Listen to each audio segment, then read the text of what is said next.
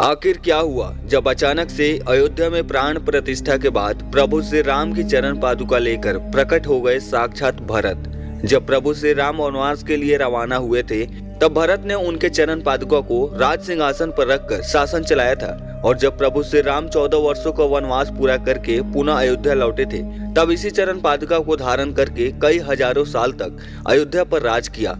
और अब जब एक बार पुनः कलयुग में श्री राम अयोध्या आने वाले थे, राम राज लाने वाले थे, तो उनके भरत भ्राता आखिर कैसे पीछे रह सकते थे? आखिर अयोध्या में कैसे प्रकट हुए दिव्य चरण पादुका? सच्चाई जानकर आपके भी होश उड़ जाएंगे। तो आइए जानते हैं, लेकिन वीडियो में आगे बढ़ने से पहले हमारे चैनल को सब्सक्राइब अवश्य करें और बेल आइकन अवश्य दबाएं और साथ ही कमेंट बॉक्स में जय श्री राम अवश्य लिखिएगा। अयोध्या में राम लल्ला की प्राण प्रतिष्ठा के एक दिन बाद राम मंदिर के द्वार खुलते ही 5 लाख से अधिक श्रद्धालु वहां एकत्रित हुए। सुबह कुछ मौकों पर भीड़ ने पहले गेट तोड़ दी, जिससे भगदड़ जैसी स्थिति पैदा हो गई। लेकिन हर बार परिसर में और उसके आसपास तैनात 8000 मजबूत पुलिस दल ने भीड़ को नियंत्रित किया। प्रतिष्ठा समारोह से पहले 1.5 लाख से अधिक भक्त अयोध्या पहुंच गए थे और धर्मशालाओं में रह रहे थे। कुछ लोगों ने खुले आसमान के नीचे रात बिताई। उनका लक्ष्य था राम लल्ला की प्राण प्रतिष्ठा के बाद पहली सुबह के द्वार खुलते ही प्रवेश करना था। 23 जनवरी को आम श्रद्धालुओं के खुलते ही लोगों की इस भीड़ में एक शख्स ऐसा भी था जिसने अपने सर पर दिव्य चरण पादुकाएं उठा रखी थी। वह भीड़ में निरंतर मंदिर के अंदर जाने का प्रयास कर रहा था। कई लोगों ने उसे देखा, तब उसका कहना था कि वह दिव्य चरण पादुकाएं प्रभु श्री राम को भेंट करने आया है, क्योंकि यह उनकी ही चरण पादुकाएं हैं। कार्तिक नाम का इस भक्त का कहना था कि वह शख्स जिसने चरण पादुकाएं अपने सर पर उठाई हुई थी, वह हमारे साथ कई घंटे तक दर्शन करने के लिए इंतजार में खड़े रहे। उस दिन तकरीबन 5 लाख श्रद्धालुओं अयोध्या राम मंदिर में दर्शन करने पहुंचे थे। तकरीबन 4 से 5 घंटे तक वह शख्स उस दिव्य चरण पादुका को अपने सर पर धारण किए थे। उनका एक ही कहना था कि वे ये चरण पादुकाएं प्रभु श्री राम के लिए लाए हैं और उन्हें सौंपकर ही अपना कर्तव्य पूरा करेंगे। जब तकरीबन 4 से 5 घंटे इंतजार करने के बाद हमें राम लल्ला का दर्शन का सौभाग्य प्राप्त हुआ। उस समय भी वो मेरे साथ थे। उन्होंने वो चरण पादुकाएं प्रभु श्री राम के गर्भगृह के सामने रख दिया। जब मैंने उनसे नाम पूछना चाहा तब उन्होंने कहा कि मैं यहाँ से 14 किलोमीटर दूर भरतपुर से आया हूँ। और अचानक कहीं अंतर्ध्यान हो गए। ये चमत्कार अपनी आंखों के सामने देखकर कार्तिक के भी होश उड़ गए थे। उन्होंने राम लल्ला के दर्शन किए और तुरंत ही भरत कुंड के लिए रवाना हुए, जो कि वहां से 14 किलोमीटर दूर स्थित था। देवेंद्र नगर अयोध्या में एक तरफ भव्य राम मंदिर बन रहा है तो दूसरी तरफ राजा राम के अनुज भरत के कपोस्थली नंदीग्राम के भरत कुंड की भी चर्चा तेज है। त्रेता युग में भगवान राम का राज्य अभिषेक हुआ था, तब इसी भरत कुंड से पवित्र तीर्थ का जल डाला गया था और इस स्थान पर तप करते हुए भरत ने प्रभु श्री राम का इंतजार किया था। भरत ने 14 साल अपने भाई राम की प्रतीक्षा में तपस्या की थी।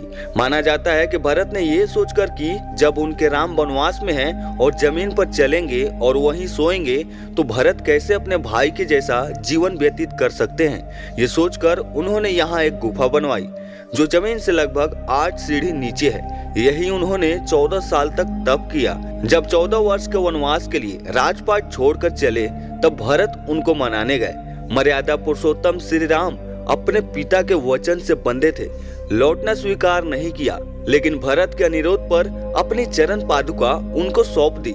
नंदीग्राम में भारत श्री राम की खड़ाऊं को प्रतीक के तौर पर लेकर अयोध्या के राजपाट चलाने लगे।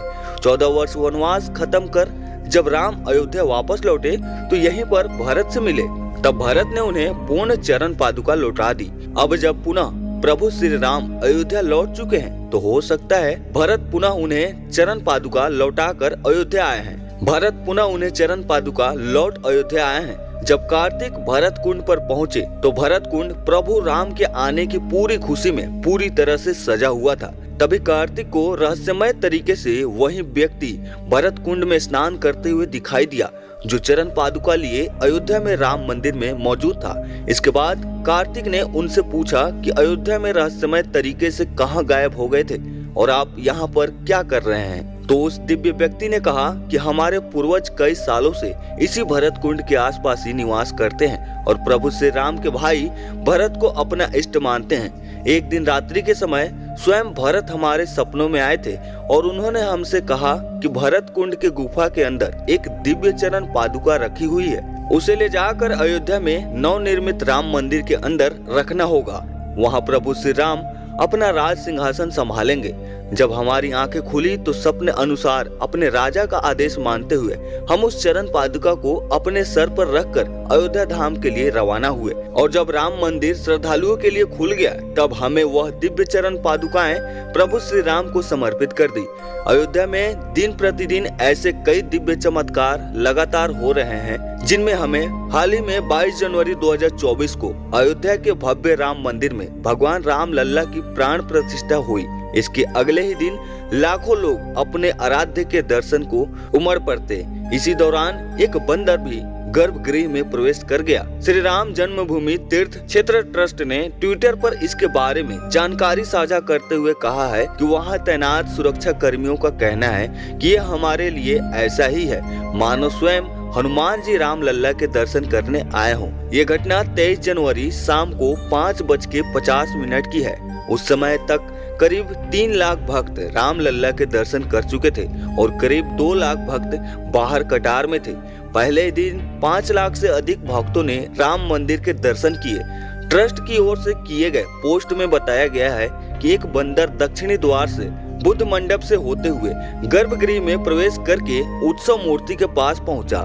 बाहर तैनात सुरक्षा कर्मियों ने उसे देखा। वे बंदर की ओर ये सोचकर भागे कहीं वो उत्सव मूर्ति को जमीन पर ना गिरा दे, परंतु जैसे ही पुलिसकर्मी बंदर की ओर दौड़े वैसे ही बंदर शांत भाव से भागते हुए उत्तरी द्वार की ओर गया। द्वार बंद होने के कारण पूर्व दिशा की ओर बढ़ा और दर्शनार्थियों के बीच में से होता हुआ बिना किसी को कष्ट पहुंचाए पूर्वी द्वार से बाहर निकल गया। वैसे अयोध्या में इस तरह की घटना पहली बार नहीं है। राम जन्मभूमि मुक्ति आंदोलन के दौरान कई प्रमुख मुग्ध पर इसी तरह वानर की उपस्थिति देखी गई है। इसी बीच राम लल्ला की मूर्ति बनाने वाले प्रसिद्ध मूर्तिकार अर्जुन योगी राज ने एक ऐसे चमत्कार के बारे में बताया जिसे उन्होंने खुद मूर्ति बनाने वक्त महसूस किया। राम मंदिर प्रतिमा बनाने वाले कर्नाटक के मशहूर मूर्तिकार अरुण योगी राज ने ऐसी बात कही है जिस पर आप भी हैरान हो जाएंगे। उन्होंने कहा है कि नवनिर्मित राम मंदिर के गर्भगृह में जो मूर्ति लगाई गई है वह उन्होंने नहीं बनाई। दरअसल वे बात को अलग तरीके से कह रहे हैं। उन्होंने कहा कि गर्भगृह के बाहर तक उनकी मूर्ति की छवि अलग थी, लेकिन जैसे ही मूर्ति को गर्भगृह में प्रवेश कराया गया उसकी आभा ही बदल गई। इससे मैंने भी महसूस किया। मैंने गर्भगृह में अपने साथ मौजूद लोगों को भी इस संबंध में कहा था ये दैविक चमत्कार है या कुछ और है, लेकिन मूर्ति में बदलाव हो गया है। एक टीवी इंटरव्यू में अरुण योगी राज ने कहा है कि मेरे पूर्वजों की 300 सालों की तपस्या का यह परिणाम है। मुझे शायद ईश्वर ने इसी कार्य के लिए धरती पर भेजा था। मैं इस जन्म में भगवान श्री राम लल्ला की मूर्ति बनाऊं। अरुण योगी राज ने एक बड़ा रोचक चमत्कार भी सुनाया। उन्होंने कहा कि हम जब मूर्ति का निर्माण कर रहे थे तो हर दिन शाम को 5 से 6 बजे के बीच बंदर वहां आते थे। वहां आते मूर्ति का काम देखते और चले जाते। कर्मशाला में इस प्रकार के बंदरों के आने से हम लोगों को परेशानी होने लगी। हमारा ध्यान भटक जा रहा था। हमने ट्रस्ट के महासचिव चंपत राय के सामने इस बात को रखा। उन्होंने कर्मशाला में घेरा लगवा दिया, वहां दरवाजे लगवा दिए गए। उस दिन शाम को जब बंदर आए और उन्होंने पूरा इलाका बंद पाया तो दरवाजा पीटना शुरू कर दिया। हमने दरवाजा खोलकर देखा तो एक बंदर को पाया। अरुण योगी राज ने कहा कि जब हमने दरवाजा खोला तो वो अंदर आए, मूर्ति का निर्माण देखकर चले गए, फिर हमने दरवाजा बंद ही नहीं किया। ऐसे कई चमत्कार अयोध्या में नित्य प्रतिदिन हो रहे हैं। आज जो भव्य राम मंदिर का निर्माण हुआ है वो कई हजारों कार सेवकों के बलिदान का प्रतीक है। दोस्तों, आपका इस बारे में क्या कहना है हमें कमेंट के माध्यम से जरूर बताइए। और इस वीडियो का पार्ट 2 चाहिए हो तो कमेंट में पार्ट 2 जरूर लिखिए। और वीडियो पसंद आई हो तो लाइक और शेयर करना मत भूलिएगा। हम